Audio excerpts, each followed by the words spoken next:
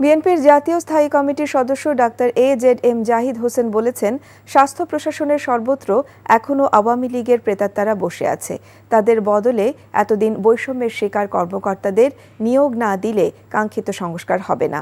দুপুরে রাজধানীর institute of health টেকনোলজিতে বিশ্ব ফার্মাসিস্ট দিবস উপলক্ষে আয়োজিত অনুষ্ঠানে তিনি আরও বলেন, এই বৈষম্য চলতে থাকলে মানুষ ফুঁসে উঠতে পারে।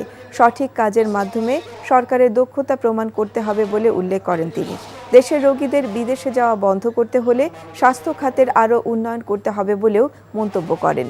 ফার্মাসিস্টদের যৌক্তিক দাবি লিখিত আকারে সংশ্লিষ্ট কর্তৃপক্ষকে দেবার আহ্বান জানান আর নিজেদের মানোন্নয়নে পদক্ষেপ নেবারও পরামর্শ দেন তিনি।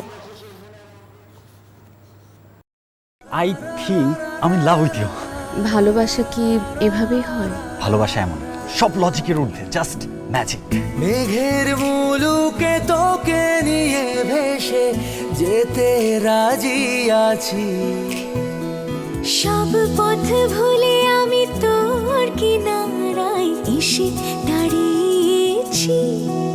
অনেককে তুমি এতদিন যেভাবে দেখেছো, এরপর থেকে তুমি সেভাবে পাবে না। তুমি কি আফসোস হওয়ার কথা বলছো বাবা?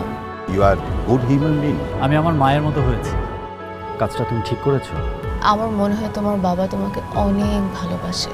মানে আব্বুর বাড়ি গাড়ি টাকা পয়সা এই সবকিছু খুব দরকার তোমার।